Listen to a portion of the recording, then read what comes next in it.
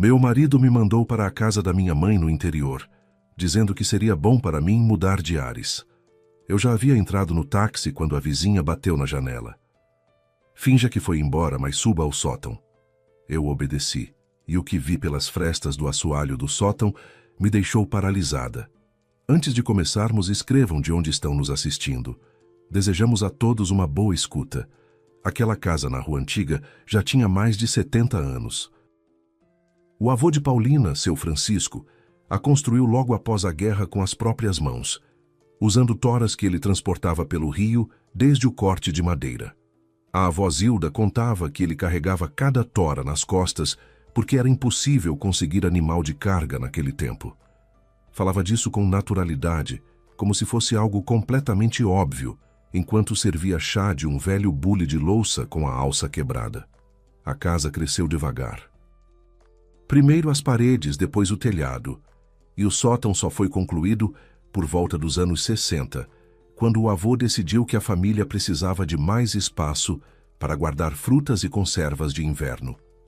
No sótão ainda cheirava a fatias de maçã seca. Esse aroma havia penetrado na madeira para sempre e nenhum tempo seria capaz de apagá-lo. Paulina Ferreira nasceu naquela casa 34 anos atrás. Sua mãe deu à luz ali mesmo, no quarto grande, numa cama de ferro com bolas niqueladas nas cabeceiras, porque a ambulância ficou presa numa estrada encharcada e não chegou a tempo. A avó Zilda fez o parto sozinha. Ela havia trabalhado como auxiliar de enfermagem num posto de saúde rural e, segundo suas próprias palavras, havia trazido ao mundo pelo menos 100 crianças. A mãe repetia com frequência que Paulina nasceu junto com o amanhecer e o canto do galo, e que isso era um bom sinal. Aquele galo ruivo e barulhento viveu no quintal por mais 10 anos e cantava toda manhã com tal força que os vizinhos a 3 casas de distância acordavam. A infância de Paulina transcorreu entre aquela casa e o quintal com as laranjeiras. O quintal era grande, cercado por uma cerca de madeira que o avô pintava de verde a cada primavera. Do outro lado da cerca começava o terreno dos vizinhos, e mais além havia uma vala coberta de urtiga e tiririca, onde as crianças iam brincar. A casa sempre cheirava a algo quente. No inverno, a fumaça da lareira e as ervas secas. No verão, a geleia e ao chão recém-lavado. A avó lavava o chão de um jeito especial, acrescentando folhas de hortelã à água, e depois da limpeza, a casa cheirava como uma horta de farmácia. A avó morreu quando Paulina tinha 26 anos, tranquilamente, durante o sono, numa noite de primavera, quando as primeiras laranjeiras já floresciam lá fora. Naquela época, Paulina trabalhava como contadora numa pequena empresa e alugava um quarto num apartamento compartilhado do outro lado da cidade. Um quartinho com uma única janela para um pátio interno, onde alguém sempre fumava e conversava ao telefone. A casa da avó ficava num bairro antigo de casas particulares, onde jardins e hortas se escondiam atrás de cercas de madeira e os galos cantavam de manhãzinha, embora o centro ficasse a apenas meia hora de ônibus. A avó a havia deixado para Paulina em testamento. Não para a mãe, não para a tia Wanda, mas especificamente para ela. No testamento estava escrito de forma simples: a casa e o terreno deixo à neta Paulina Ferreira. Quando o tabelião leu essas linhas, a tia Wanda cerrou os lábios e ficou vermelha, mas não disse nada. Ela havia recebido o apartamento da avó, um pequeno de um cômodo com varanda, e afinal, não saíra perdendo. A mãe não ficou ofendida. Àquela altura, já morava no interior há muito tempo. Cuidava de galinhas e de uma horta, e uma casa na cidade de nada lhe serviria. A vovó sabia o que estava fazendo, disse ela sentada na cozinha após o enterro. Você é da cidade, precisa mais de um lugar para morar. E eu estou bem aqui. Paulina se mudou para a casa da avó e nos primeiros tempos viveu ali sozinha, acostumando-se com o silêncio, com o rangido do assoalho, com os sons que uma casa antiga faz à noite. O estalo das paredes, o sussurro do vento no sótão, o gotejar da torneira da cozinha que nunca fechava completamente. Ela aprendeu a acender a lareira, a rachar lenha. O vizinho do outro lado da cerca, seu maneco, não aguentou ver a inabilidade dela e pulou a cerca para mostrar como se colocar corretamente o tronco no bloco. Ela conheceu Antônio 1 ano após a morte da avó, no aniversário da amiga Lena. Lena trabalhava com Paulina na mesma empresa e comemorava seus 30 anos num café de bairro, barato, com cadeiras de plástico e toalhas de papel, mas com um bom cozinheiro que preparava um frango ao molho caprichado. Antônio estava sentado numa mesa vizinha com um grupo de homens de terno e a noite toda ficou olhando para ela. Era bonito, alto, de ombros largos, cabelos escuros e uma covinha no queixo. Ria alto e com segurança, de modo que as cabeças se viravam. Quando Paulina saiu para a calçada tomar um pouco de ar, ele saiu logo atrás, estendeu a mão e disse: Antônio, e você é aquela Paulina que a noite toda faz de conta que não me nota? Ela ficou constrangida, mas a mão dele era quente, o aperto firme, e o sorriso era daqueles que fazem querer sorrir de volta. Ele trabalhava como gerente numa construtora e dizia as coisas certas. A família é o que mais importa. O homem deve ser um alicerce. Jamais vou decepcionar quem amo. No primeiro encontro, trouxe um buquê de 7 rosas, uma por cada dia desde a noite em que se conheceram. As rosas eram bordô, pesadas, com gotas d'água nas pétalas.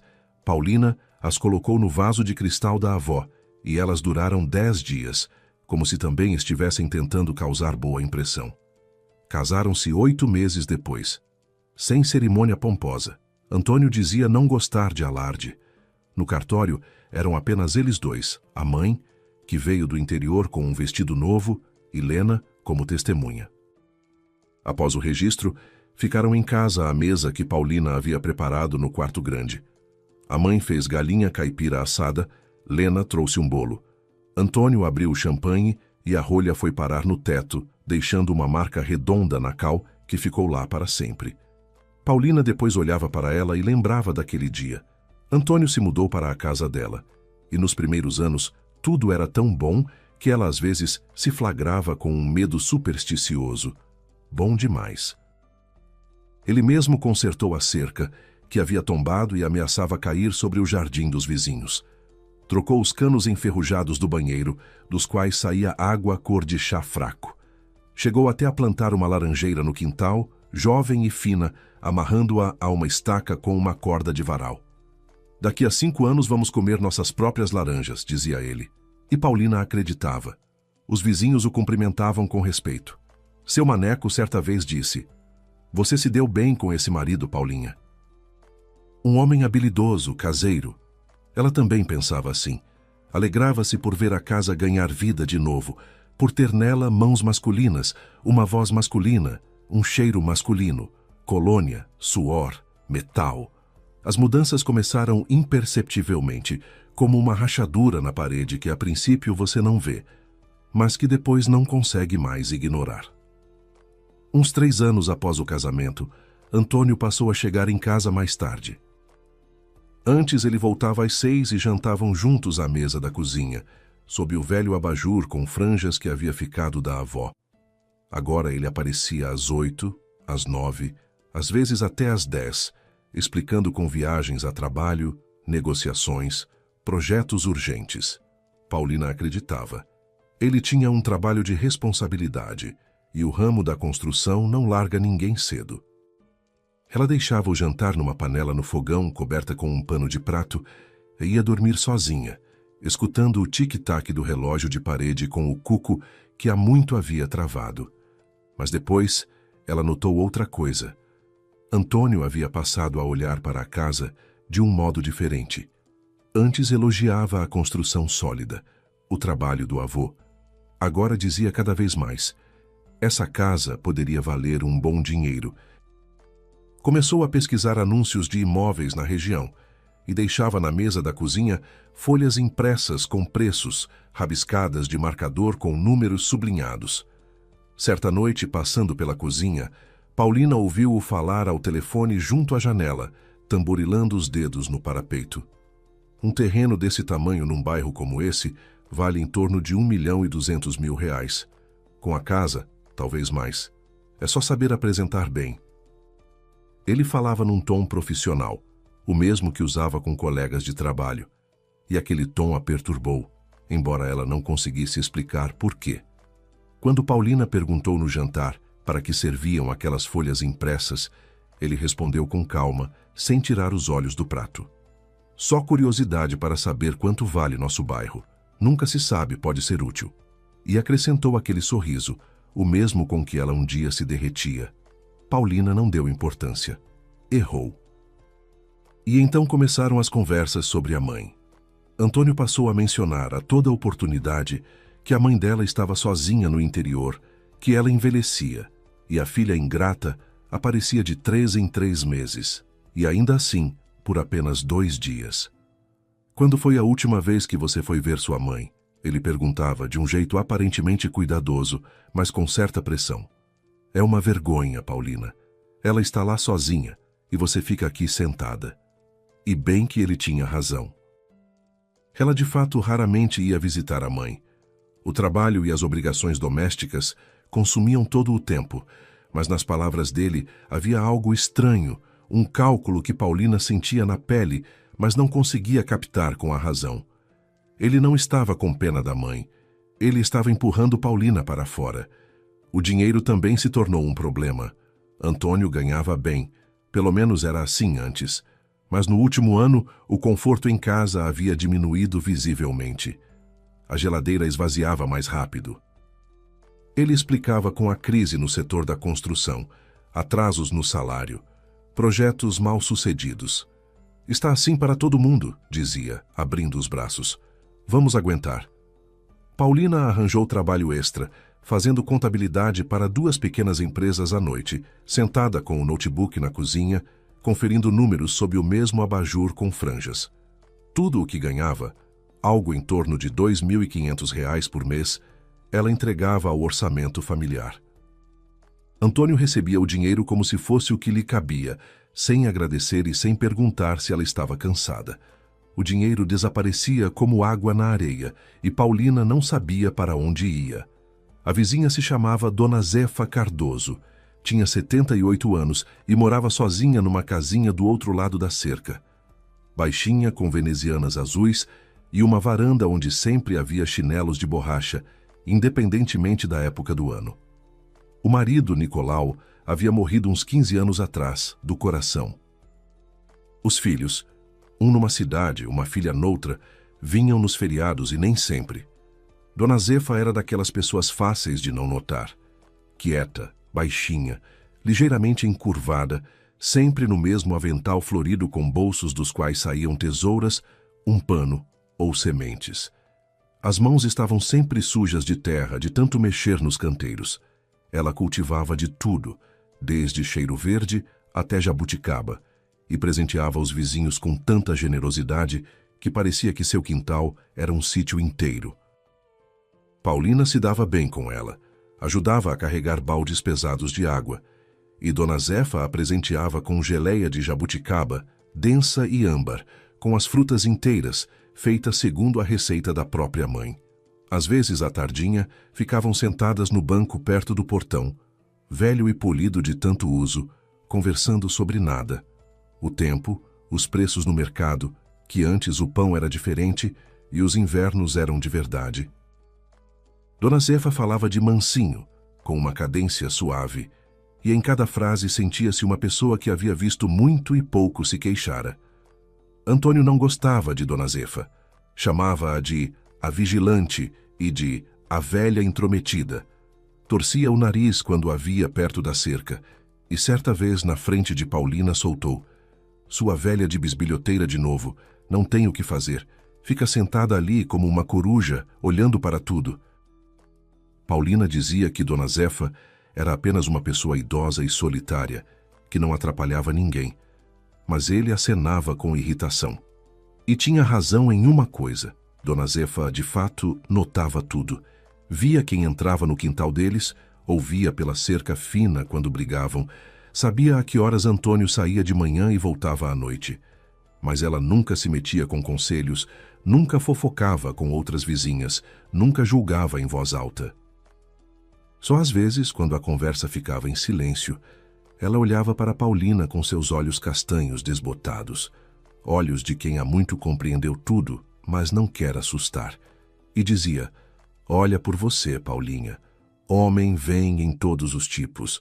Uns são carinhosos por 10 anos e no 11º mostram os dentes. Paulina não entendia o que ela tentava dizer. Achava que era resmungo de velhice. Mas Dona Zefa conhecia a vida melhor do que se podia imaginar. Ela própria havia passado pela traição do marido. O Nicolau, aparentemente um homem tranquilo, motorista de ônibus e 20 anos de marido exemplar, certa vez simplesmente foi a um tabelião e passou o sítio que tinham em comum para sua própria irmã. Uma escritura de doação feita enquanto Dona Zefa estava internada após uma cirurgia.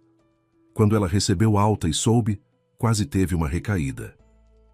Ela recuperou o sítio na justiça, depois de 1 ano e meio de peregrinações por repartições, nervos e noites sem dormir. Nicolau depois se arrependeu, disse que a irmã o havia convencido, que o diabo tentou. Dona Zefa perdoou, mas não esqueceu.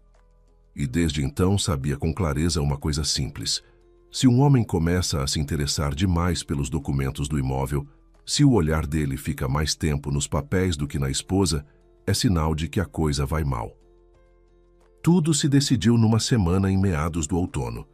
Fazia aquele tempo gostoso de fim de estação, dourado, com cheiro de folhas úmidas pela manhã. A laranjeira que Antônio havia plantado no 1º ano já dava frutos, pequenos, azedos, mas colhidos ali mesmo. Paulina os recolhia numa bacia esmaltada e pensava que a vida havia se acertado de algum jeito. Antônio estava diferente nos últimos dias, carinhoso, atencioso, como nos primeiros meses depois do casamento. Trazia chocolates para casa, os preferidos dela com castanhas numa caixa com laço. Abraçava-a na cozinha enquanto ela cortava pão. Até sugeriu que fossem juntos visitar a mãe no fim de semana. Faz tempo que não saímos juntos, disse ele no café da manhã, passando manteiga no pão com calma. Precisamos dar uma olhada nela, ajudar com a horta, ver como está o telhado. Paulina ficou feliz, mas na quarta-feira à noite tudo mudou. Antônio chegou em casa mais cedo do que de costume, antes das 6. Havia meses que não voltava antes das 8. Tirou os sapatos, foi para a cozinha, sentou-se à mesa e entrelaçou os dedos na frente do rosto. Tinha uma expressão séria, concentrada, como a de um médico que vai comunicar um diagnóstico. Paulina, sua mãe me ligou, disse ele, olhando-a nos olhos. Reclamou da pressão, disse que a cabeça deu voltas, que mal conseguiu chegar ao mercado. Ela precisa de ajuda. Já combinei com um táxi. Amanhã de manhã vem te buscar. Fica lá umas 2 semanas, ajuda nos afazeres, descansa do agito da cidade, respira um ar puro. Faz bem para você. Ele falava com segurança e fluência, como se tivesse ensaiado. Cada palavra no lugar certo, cada pausa calculada. Paulina ficou parada perto do fogão, mexendo a sopa com uma colher de pau, ouvindo.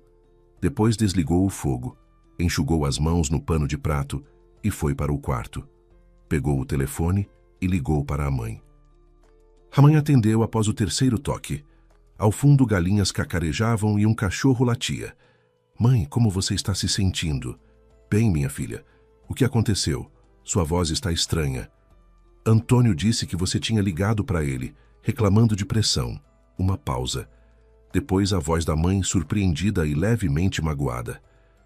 Que pressão? Minha pressão está ótima, medi ontem. E para o Antônio eu não liguei. A última vez foi no Dia dos Pais, para parabenizá-lo. Paulina fechou os olhos. As têmporas começaram a latejar, como se alguém batesse com um martelo pequenininho por dentro.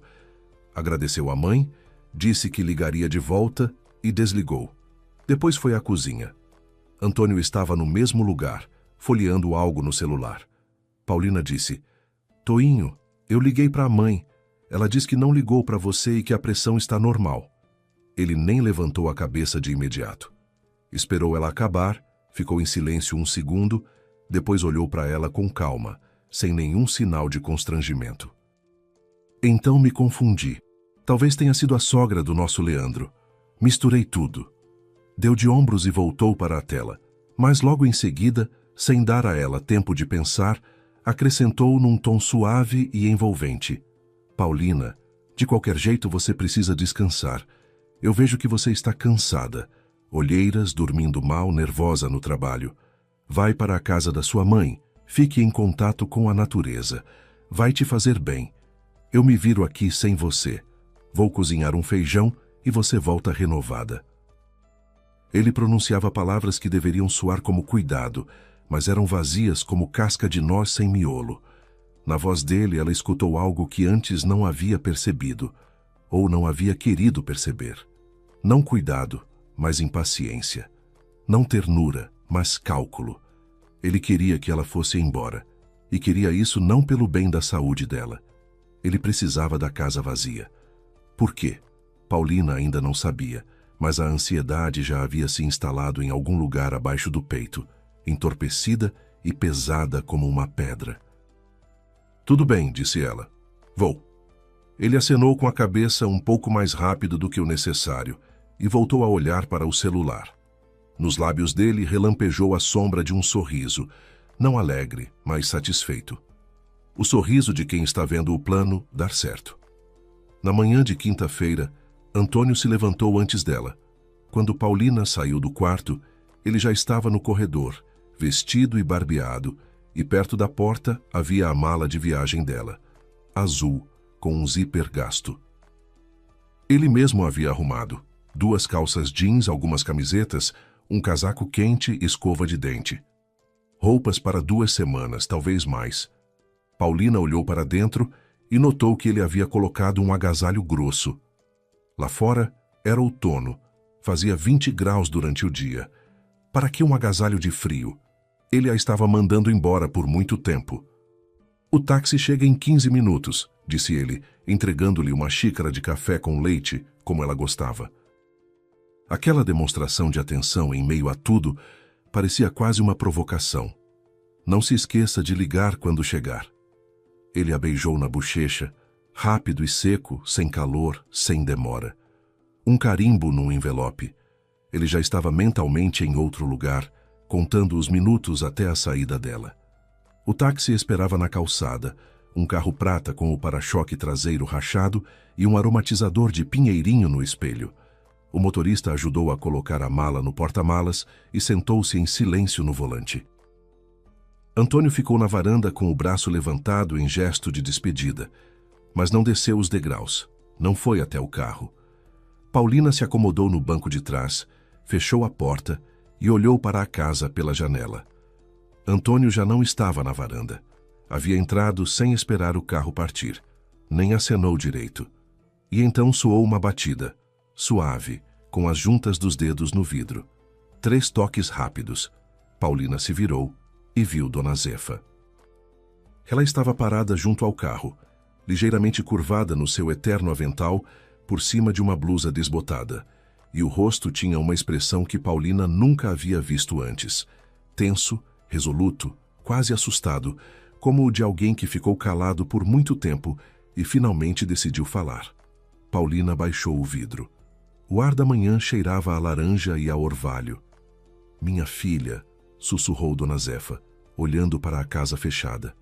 Me escuta, não vá embora. Quer dizer, finja que foi. Deixe o táxi dobrar a esquina, você desce e volta pelo quintal de fininho. Entre pela porta dos fundos, pelo lado do jardim e suba ao sótão. Em 5 minutos você vai entender tudo. Só que devagar, Paulinha. Pelo amor de Deus, devagar. Paulina a olhava sem entender.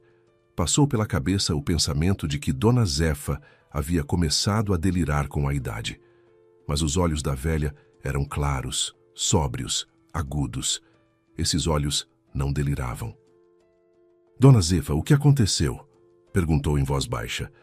A velha olhou ao redor rapidamente e falou ainda mais baixo. Não há tempo para explicar, minha querida.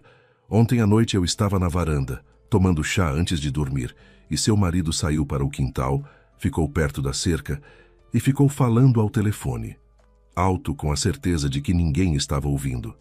Paulinha, ele não é quem diz ser. Por favor, escute uma velha. Vai ao sótão. 5 minutos depois de ele achar que você foi embora, alguém vai aparecer. Eu ouvi ele combinar. Paulina pediu ao motorista que dobrasse a esquina e parasse. Pagou pelo inconveniente e saiu.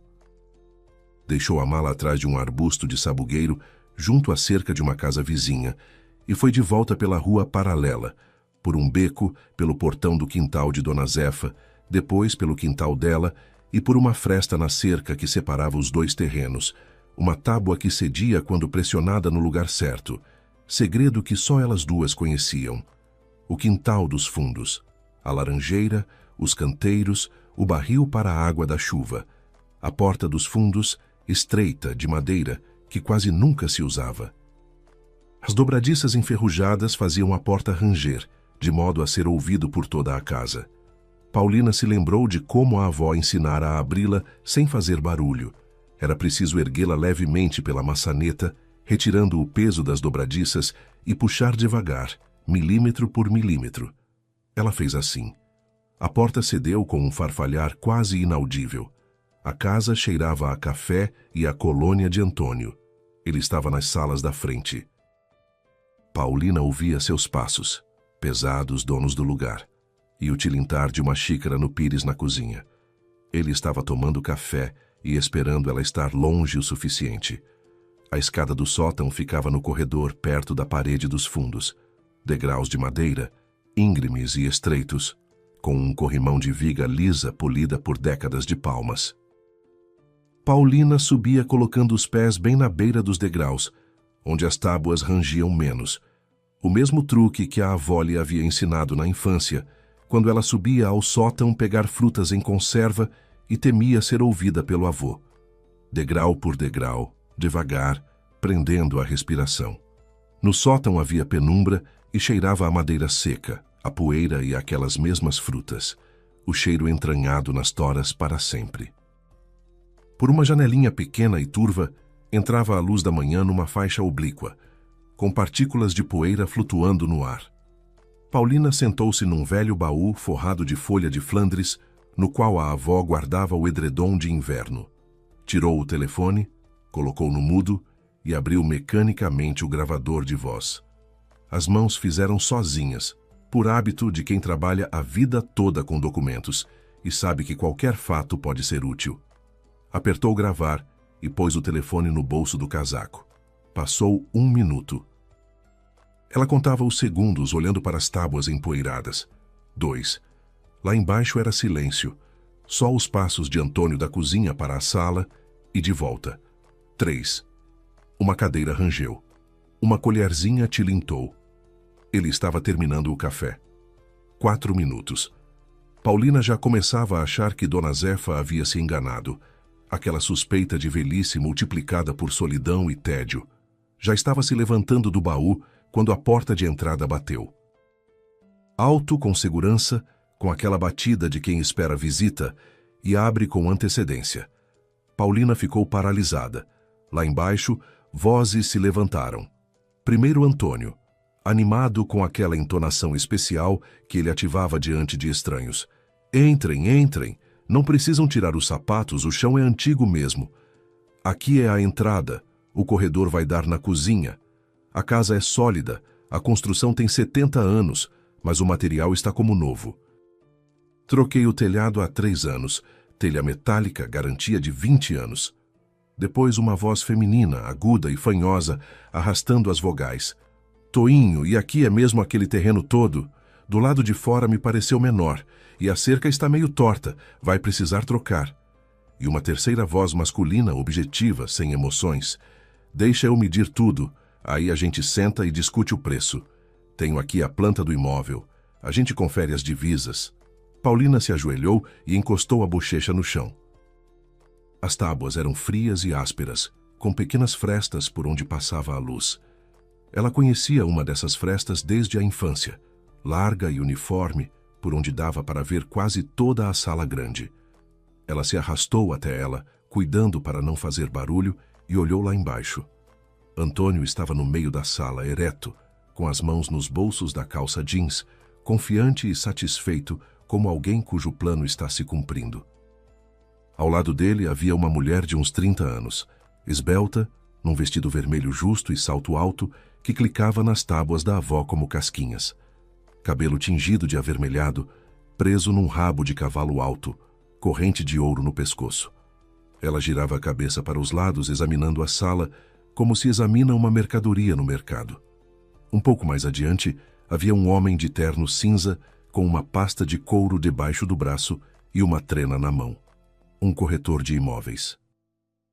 Antônio os conduziu pela casa, abrindo portas, mostrando os cômodos, batendo com o punho nas paredes para demonstrar a solidez da construção. Dizia, minha casa, minha propriedade. E nem uma vez mencionou que o imóvel pertencia a Paulina, que estava registrado em nome dela, que ela havia recebido como bem particular por herança. O corretor andava pelos cômodos com a trena, media as paredes e anotava num caderninho. Depois parou no corredor e perguntou, e a documentação está em seu nome? Antônio não piscou. A casa está registrada no nome da minha esposa, disse com voz serena, como se fosse algo que fazia todo dia. Mas tenho uma procuração registrada em cartório dando todos os poderes a mim. Venda, assinatura do contrato, recebimento do valor. Ela foi para o interior ajudar a mãe e me autorizou a tratar de tudo. Posso mostrar. Paulina mordeu o lábio. Os dentes atravessaram a pele fina e na língua apareceu um gosto salgado de sangue. Ela jamais havia dado qualquer procuração. Nunca havia nem cogitado isso. A mulher de vermelho, Mariana, andava pelos cômodos e raciocinava em voz alta, como se a casa já fosse dela. Toinho, essa parede aqui dá para derrubar? Aqui vai ficar a sala integrada, espaço aberto como nas revistas. E lá em cima, nossa suíte. Só que esse papel de parede precisa sair. Olha só, florido. Coisa de roça. Ela passou o dedo na parede, no papel de parede da avó, aquele mesmo com flores do campo que a avó havia escolhido na loja e colado sozinha, folha por folha. Antônio riu. É claro, a gente derruba, a gente refaz tudo aqui. Quer reconstruir, reconstruímos. Quer vender e comprar um apartamento na planta no centro. É como você quiser, Marianinha. Ele pôs a mão no ombro dela num gesto habitual e ela se encostou nele. E ficaram parados no meio do quarto de Paulina, no assoalho dela, sob o teto dela, como donos. Depois foram para a cozinha. Antônio tirou do armário a garrafa de conhaque que Paulina havia comprado para o aniversário dele e encheu as taças. O corretor bebia em pequenos goles e folheava documentos da pasta. Antônio mostrou-lhe algum papel. Paulina não via qual, mas ouviu o corretor dizer: a procuração parece estar em ordem. Preciso de um dia para verificar tudo e depois de amanhã podemos fechar o negócio. O comprador já está certo, uma pessoa séria, pronto para pagar à vista. E então Mariana perguntou com indiferença, mexendo a colher no açúcar: e a esposa, com certeza não vai voltar? Não vai armar um escândalo? Antônio a dispensou como se fosse uma mosca. Para onde ela vai? Está na casa da mamãezinha no interior catando batata. Ela é quietinha, não tem peito. Mesmo que descubra, não vai fazer nada. Não tem esse feitio. 10 anos lavando o cérebro dela. Ela já está acostumada a que eu decido tudo. Falo que é preto, ela acredita. Falo que assina, ela assina. Só que desta vez nem precisa assinar nada. A procuração já está pronta. Essas palavras doeram mais do que todo o resto. Mais do que a traição, mais do que a falsificação, mais do que a mulher estranha em sua casa. 10 anos lavando o cérebro. Ela está acostumada. Não tem esse feitio. Ele falava de Paulina como se fala de um objeto, com indiferença, com leve desdém, com a certeza de quem acredita que uma coisa não pode responder. Paulina ficou deitada no sótão com a palma da mão sobre a boca para não emitir nenhum som.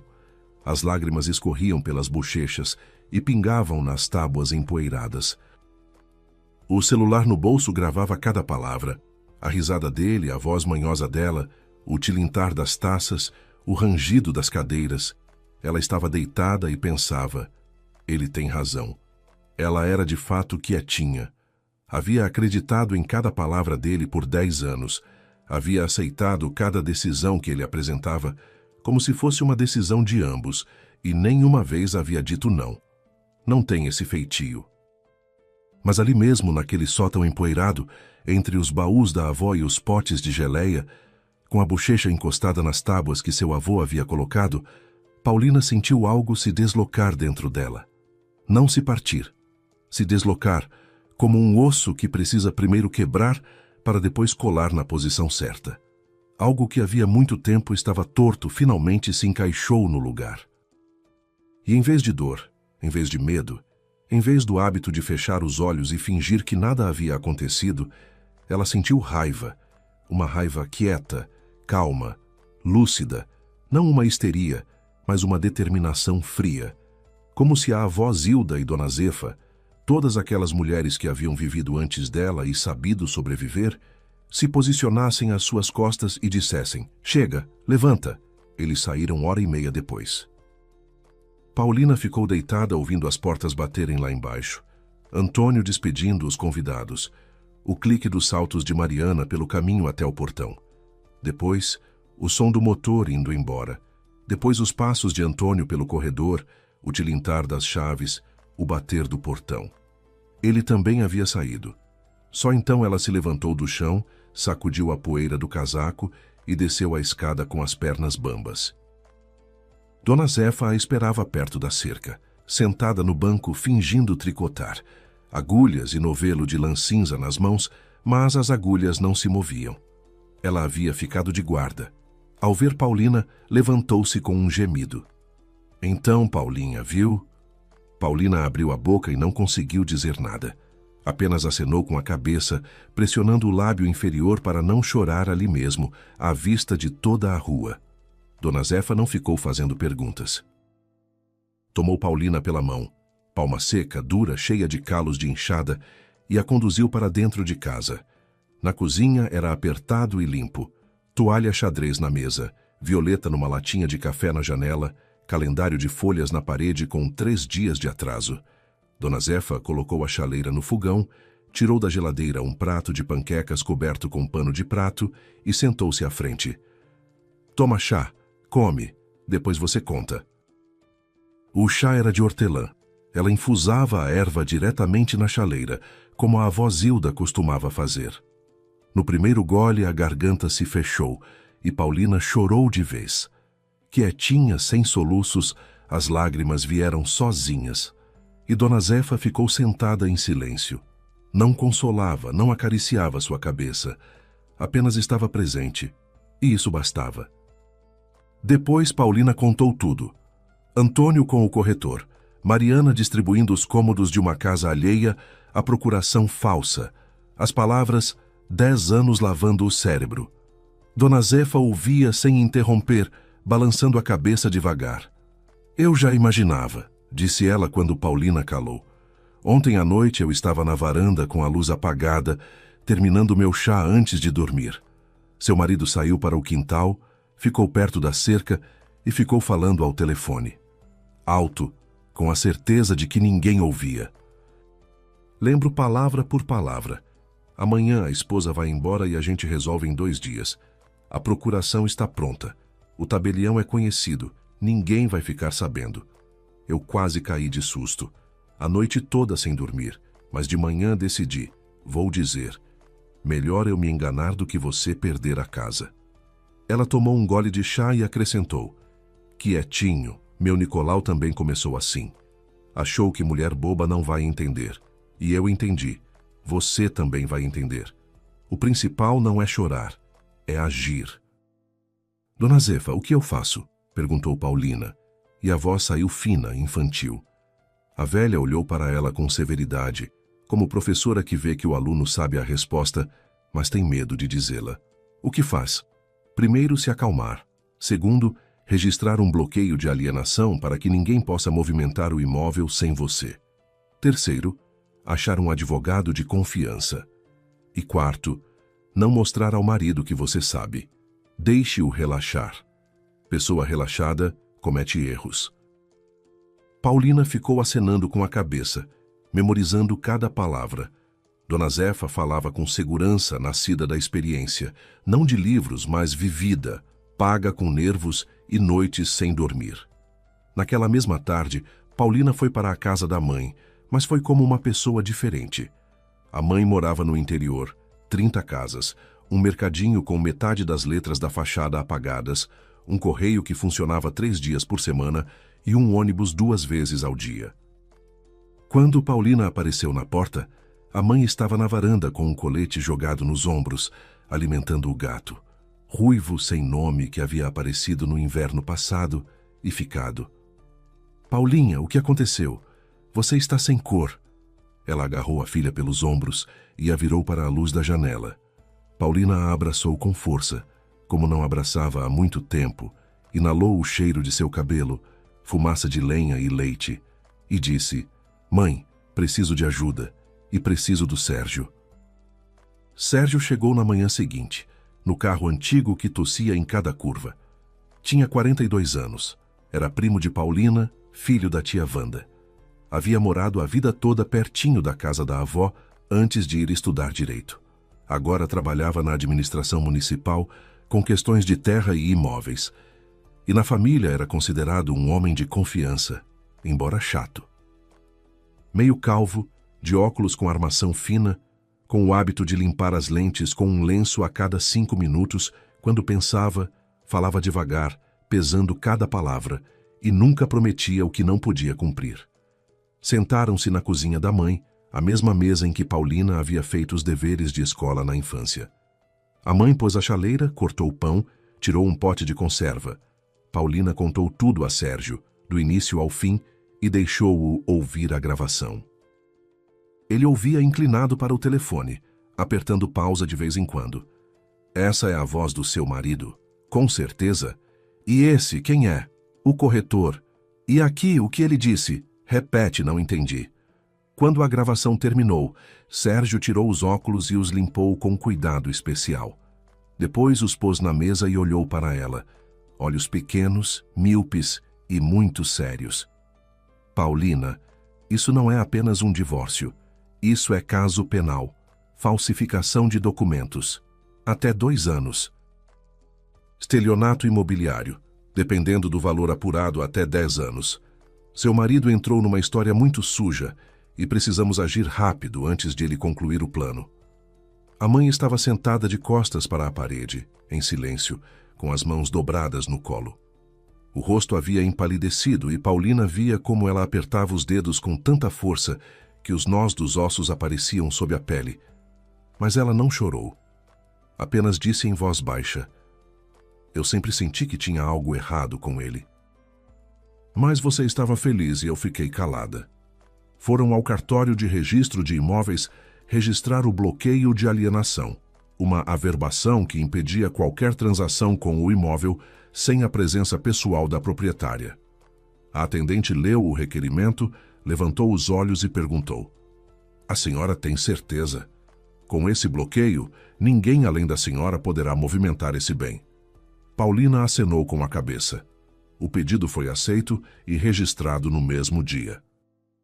Isso significava que mesmo que Antônio levasse uma procuração falsa a um tabelião e o convencesse de sua autenticidade, o registro da venda seria barrado automaticamente. Depois, Sérgio pediu para reunir todos os documentos do imóvel. Paulina os havia trazido consigo, a escritura de inventário e a matrícula do imóvel com a certidão de ônus atualizada. Sérgio verificou cada papel. Tudo estava em ordem. O imóvel pertencia a Paulina, e somente a ela. Como bem particular recebido por herança antes do casamento, a casa não era considerada bem comum do casal. Era propriedade exclusiva dela, mas a revelação mais difícil estava em outro lugar. Sérgio fez uma pergunta inesperada. "Em casa há alguma pasta, algum papel que ele guarda separado, ao qual você não tinha acesso?" Paulina se lembrou da gaveta da cômoda antiga no quarto. Antônio guardava ali uma pasta com documentos, e ela nunca havia mexido. Achava que era assunto particular dele. Sérgio balançou a cabeça. "Precisa ver o que tem aí. Para falsificar uma procuração, ele precisaria de cópias do seu RG, fotos, amostras de assinatura. Esse tipo de coisa não se faz do nada." Esperaram a ligação de sábado de Antônio, quando ele informou que estava planejando arrumar o porão. Ficou claro que durante o dia ele não estaria em casa. No domingo, bem cedo, os dois foram até lá. Paulina entrou pela porta dos fundos pelo mesmo caminho do sótão, rápida, silenciosa, sem deixar rastros. Antônio não estava. Na cozinha havia uma xícara suja, no corredor os tênis dele. Havia saído de manhã cedo. Paulina abriu a gaveta da cômoda, tirou a pasta e saiu sem demorar 1 minuto. Já no carro, Sérgio abriu a pasta e ficou em silêncio. Depois, lentamente, espalhou no colo 4 folhas, xerocópias das páginas do RG de Paulina, tiradas em épocas diferentes. Numa ela estava com o penteado antigo, na outra com o novo. Na terceira folha, havia uma foto recortada de alguma cópia e colada em folha em branco. Um rascunho. Material para falsificação. Sérgio tirou os óculos e olhou para ela. Ele estava se preparando há meses, sistematicamente, com calma, sem pressa. Ele sabia exatamente o que estava fazendo. Antônio ligou num sábado pela manhã. Paulina estava na varanda da casa da mãe, olhando a neblina subir sobre a horta, esperando aquela ligação. A voz dele estava animada e afetuosa, com aquela intimidade doméstica que ele sabia ligar como uma lâmpada. "Oi, Paulinha, como você está? Como está sua mãe?" "Tudo bem, Toinho," ela respondeu, espantada com sua própria calma. "Mãe está ótima. Ontem fizemos geleia e hoje vamos colher ervas. Está tão gostoso aqui. Acho que fico mais uma semana se você não se importar." Na linha ouviu-se uma inspiração baixa, mas Paulina a captou. Alívio.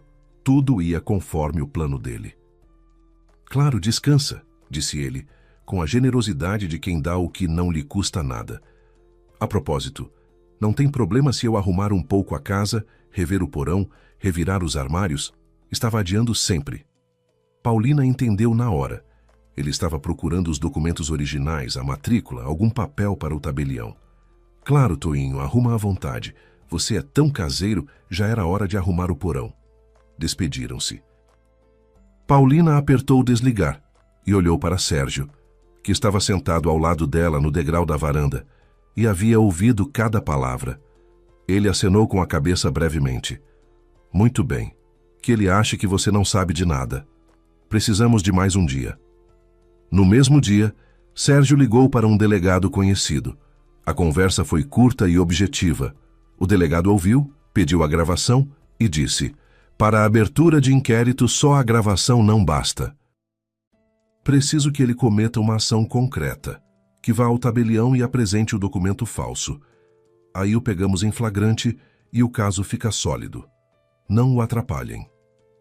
Paulina desligou e sentiu um frio percorrer as costas. Aquilo já não era briga de casal, não era escândalo, não era choro e bater de portas. Era uma operação, com gravações, documentos, delegado, flagrante. Seu marido, o homem com quem ela dormia na mesma cama e comia à mesma mesa, estava se tornando réu num processo criminal. E ela mesma o estava conduzindo para lá. Naquela noite, a mãe pôs à sua frente um prato com costeletas e arroz, sentou-se à frente e ficou um longo tempo olhando a filha mexer na comida com o garfo. Depois disse: "Come, você precisa de força. A vovó Zilda sempre dizia que com o estômago vazio não se toma decisão." Paulina comeu tudo até a última migalha, não porque estivesse com fome, mas porque a mãe pediu e porque a avó havia falado assim. Antônio havia marcado a reunião no tabelionato para segunda-feira. Sérgio soube disso pelo delegado, que havia organizado vigilância e descobrido exatamente qual cartório o marido de Paulina havia procurado. Não era nenhum conhecido, como Antônio havia se gabado ao telefone, mas um tabelionato comum num prédio residencial, fachada com letras douradas gastas, degraus com cerâmica rachada. Antônio foi até lá contando que a procuração falsa pareceria convincente o suficiente para passar sem perguntas. Na segunda-feira de madrugada, Paulina e Sérgio saíram do interior. A mãe levantou ainda mais cedo. Paulina ouvia ela na cozinha, preparando os dois para a viagem. Quando Paulina saiu para a varanda, a mãe estava junto ao portão com uma sacola. sanduíches, uma garrafa térmica de chá e 2 laranjas. Benzeu a filha amplamente à moda antiga e disse: Paulina, você está fazendo o certo. A vovó ficaria orgulhosa de você. A voz não tremeu, mas as mãos, com que ajeitou o colarinho do casaco, estavam geladas. Foram em silêncio. Sérgio dirigia concentrado, sem ligar o rádio. Pelas janelas se estendiam campos amarelados e matas com a folhagem do outono. Paulina olhava para a estrada e pensava em como a vida é estranha. Há apenas uma semana ela era uma mulher indo para o interior a pedido do marido, e agora ia de volta para pegar esse mesmo marido em flagrante. Chegaram ao tabelionato meia hora antes do horário marcado. Sérgio estacionou o carro na volta da esquina para que Antônio não o visse. Entraram pela porta dos fundos. Sérgio havia combinado isso previamente. A tabeliã os esperava em seu escritório. Era uma mulher de uns 65 anos, cabelo curto, paletó escuro, óculos na corrente. O olhar de quem há 30 anos verifica documentos e parou de acreditar só em palavras. Ela ouviu Sérgio sem interromper, examinou a averbação de bloqueio de alienação na matrícula, folheou as cópias dos documentos e disse em poucas palavras: sou obrigada a comunicar à polícia se me apresentarem um documento falso. A lei é a lei. Vocês fizeram certo em vir antes. Esperem no gabinete ao lado, deixem a porta aberta. Sérgio acenou e acrescentou: o delegado já está a par. Ele estará por perto. A tabeliã ergueu uma sobrancelha, mas não disse nada. Apenas olhou mais atentamente. O delegado, homem baixo e robusto, de roupas civis, cabelo curto e olhar pesado, chegou 20 minutos antes. Com ele, havia um investigador à paisana que ficou no carro. O delegado trocou poucas palavras com a tabeliã, examinou o escritório, acenou para Paulina de forma seca e disse: fiquem quietos. Quando precisarmos de vocês, chamamos. O importante é deixá-lo apresentar o documento. Enquanto não o exibir e não afirmar ser autêntico, não há o que fazer. O gabinete ao lado era pequeno, com uma janela, uma mesa, 2 cadeiras e um armário abarrotado de pastas. Cheirava a papel e tinta. Paulina e Sérgio sentaram-se e ficaram esperando.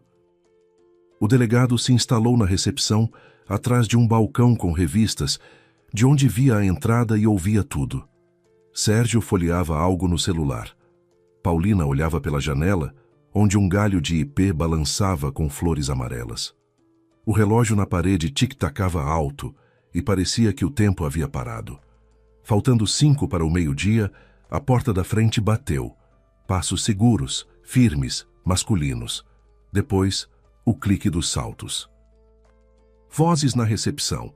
Antônio cumprimentando a atendente, dizendo o sobrenome e confirmando a hora marcada. A voz dele soava como sempre soava com estranhos. Uniforme, sólida, com aquela leve rouquidão que ele considerava viril. Pela fresta da porta entreaberta, Paulina via um pedaço da recepção. Antônio entrou primeiro, de bom terno escuro, barbeado, com uma pasta de couro na mão. Atrás dele, Mariana, num sobretudo bege e salto alto, com uma bolsa que custava mais do que o salário mensal de Paulina. O comprador veio com eles. Um homem de meia idade de jaqueta de couro, têmporas grisalhas, queixo pesado, um pouco atrás, em silêncio, olhando ao redor com desconfiança. A tabeliã saiu na recepção e convidou a todos para o escritório. Antônio entrou primeiro, sentou-se na cadeira diante da mesa, pôs a pasta e desabotoou o botão do paletó, gesto de quem se sente dono da situação. Abriu a pasta, tirou o documento e o estendeu para a tabeliã. Procuração da proprietária do imóvel, minha esposa Paulina Ferreira, disse com calma, de modo quase entediado, como se fizesse aquilo todo dia. Ela está no interior ajudando a mãe e me deu todos os poderes. Venda, assinatura do contrato, recebimento do valor. Procuração registrada em cartório, tudo legal, tudo limpo. Posso mostrar. A tabeliã pegou o documento com ambas as mãos, colocou-o à sua frente, pôs os óculos e começou a ler. Devagar, passando o dedo pelas linhas. Depois, Levantou os olhos para Antônio e disse em voz uniforme: "Um momento, preciso verificar algo no sistema." Levantou-se e saiu.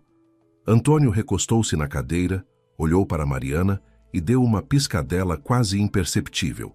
Quer dizer, tudo indo como planejado.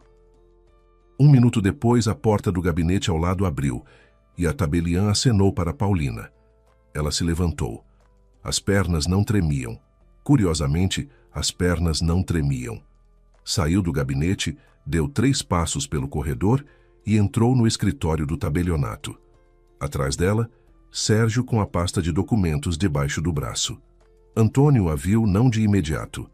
Ele se virou para o barulho dos passos, ainda sorrindo, e o sorriso congelou no rosto dele como uma rachadura no vidro. Primeiro empalideceu. Não ficou branco como se escreve nos livros, mas a pele tomou aquela tonalidade cinzenta de jornal velho. Depois piscou várias vezes rápido e tentou sorrir de novo. O sorriso saiu torto, como o de um mau ator numa novela barata. "Paulina." A voz falseou, subiu num tom agudo. "O que você está fazendo aqui? Eu achei que você estava no interior." Ela não respondeu, não olhou para ele. Foi até a mesa da tabeliã e pôs os documentos à frente dela, um por um cuidadosamente, como colocava fichas de contabilidade no trabalho. A escritura de inventário original, a matrícula do imóvel com a averbação do bloqueio de alienação, as xerocópias do RG que Antônio guardava na cômoda, e o pendrive com a gravação. "Essa procuração é falsa", disse Paulina, dirigindo-se à tabeliã. A voz soou uniforme e ela mesma se espantou com essa uniformidade. "Eu nunca a assinei.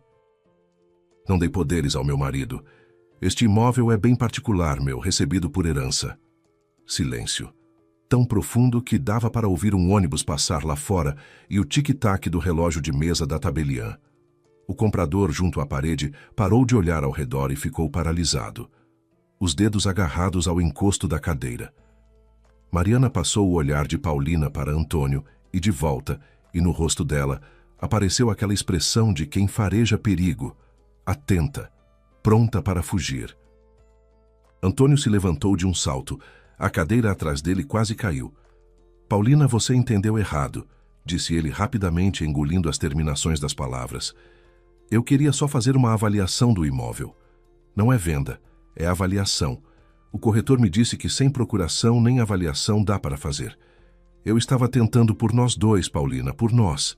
Sérgio silenciosamente abriu a pasta, tirou o celular e apertou reproduzir. No silêncio do tabelionato, a voz de Antônio começou a soar. Animada, dona do lugar, aquela mesma com que havia levado Mariana e o corretor pela casa alheia.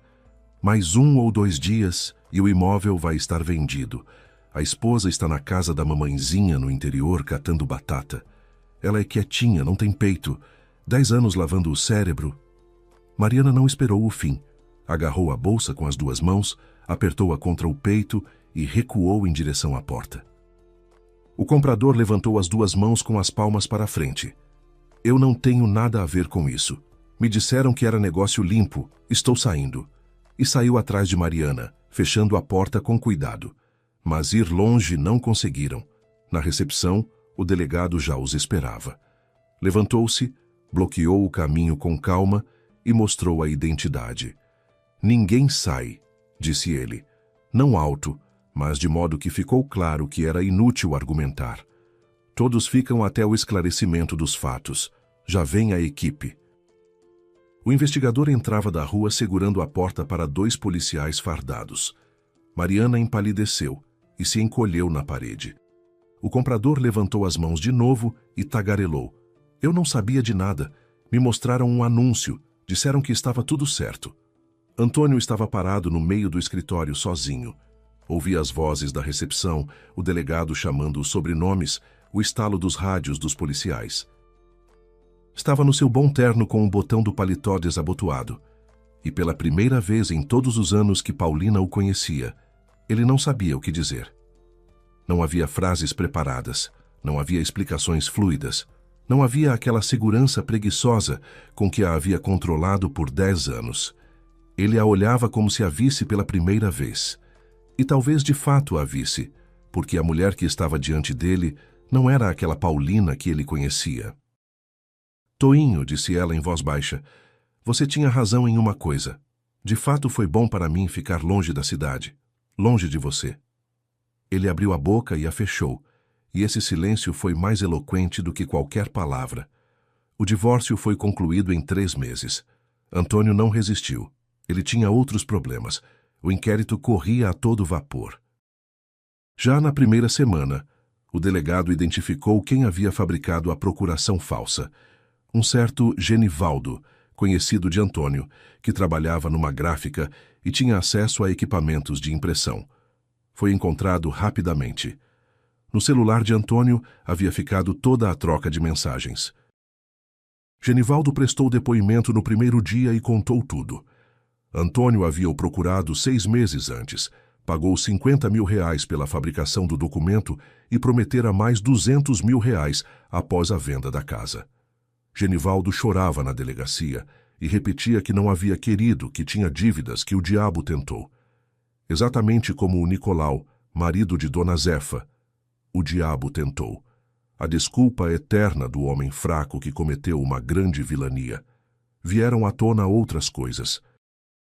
Antônio havia contraído nos últimos 2 anos empréstimos de quase R$500 mil em 3 bancos, usando olerites falsificados.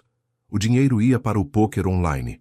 Ele jogava à noite, quando Paulina dormia, sentado na cozinha com o notebook, e ela achava que ele estava trabalhando, enquanto ele perdia centena após centena. Mariana, sua amante, trabalhava como croupier num cassino clandestino. Foi lá que se conheceram. Ela sabia que o imóvel estava registrado em nome de outra pessoa, mas isso não a perturbava. Precisava do dinheiro da venda, não da honestidade. Quando o caso criminal tomou forma, Mariana desapareceu como se nunca tivesse existido. Trocou de número, apagou as redes sociais, saiu do apartamento. Ninguém sabia onde ela estava. O tribunal condenou Antônio a 3 anos de pena com sursis e o obrigou a pagar indenização por danos morais.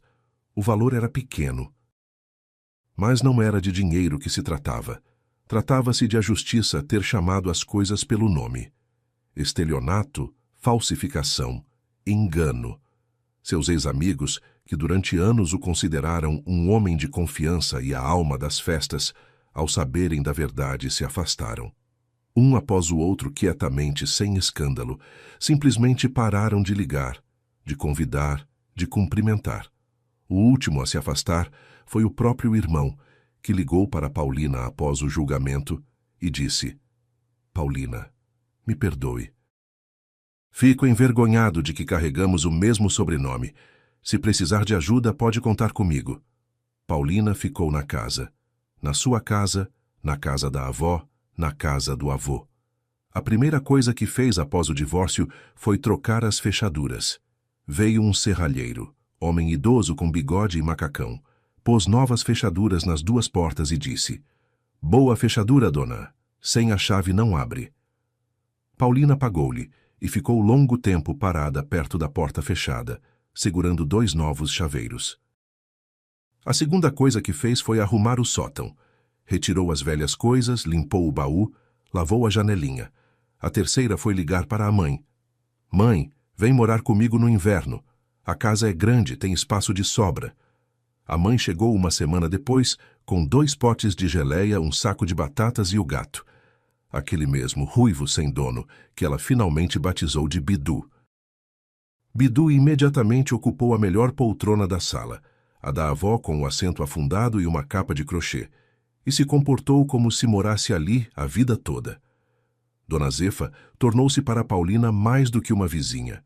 Todo domingo vinha trazer algo, bolinhos, frutas, um pote de mel que a mãe comprava de um apicultor no interior. Elas tomavam chá na cozinha de Dona Zefa, à mesa com a toalha xadrez, e ela contava sobre a própria vida, a infância numa cidade pequena, o marido Nicolau, os filhos que cresceram e se foram, como aprendera a viver sozinha e não ter medo do silêncio.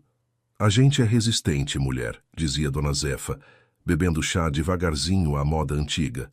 A gente pode ser dobrada, mas não quebrada. Curvamos, curvamos, mas depois nos endireitamos e ficamos em pé. Dona Zefa morreu 2 anos depois, tranquilamente durante o sono, numa noite de inverno, enquanto lá fora caía uma chuva fria. Paulina a encontrou de manhã, quando foi lhe levar leite, como ia todo dia. A porta não estava trancada. Dona Zefa nunca trancava. Ela estava deitada na cama, serena, com um leve sorriso nos cantos da boca, no seu eterno avental florido, que havia esquecido de tirar antes de dormir.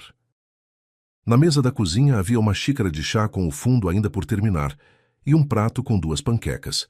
O vasinho de violeta na janela estava florido. O calendário na parede mostrava a data de ontem. No enterro havia poucos, um filho de uma cidade, uma filha de outra, alguns vizinhos a carteira que levava à aposentadoria.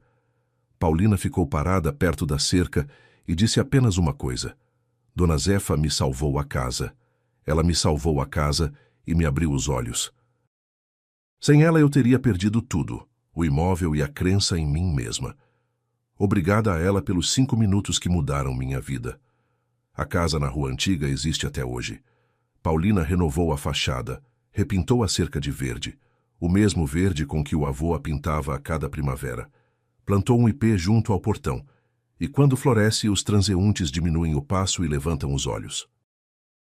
No sótão, sobre o velho baú forrado de folha de Flandres, onde ela havia ficado sentada naquela manhã de outono, agora há uma fotografia pequena numa moldura de madeira. A avó Zilda, a mãe e Paulina, 3 mulheres às quais aquela casa pertence por direito. Às vezes, quando Paulina sobe ao sótão buscar uma geleia, a mãe encheu todas as prateleiras de potes, como a avó fazia antigamente. Ela para por um momento e fica em silêncio. A luz entra pela janelinha, agora limpa. As partículas de poeira flutuam no ar e cheira a frutas, o mesmo cheiro entranhado na madeira para sempre. Ela fica parada e lembra. Lembra da poeira, do silêncio, do tic-tac do próprio coração e das vozes lá embaixo. Lembra de como ficou deitada no chão e chorou. E lembra de como se levantou. Porque 5 minutos no sótão não são apenas tempo, são o momento em que você descobre o quanto realmente vale. Obrigado por ouvirem a história. Com vocês estava o canal Recanto das Histórias. Me desculpem os erros. Escrevam nos comentários o que vocês pensam. Se gostaram, se inscrevam no canal.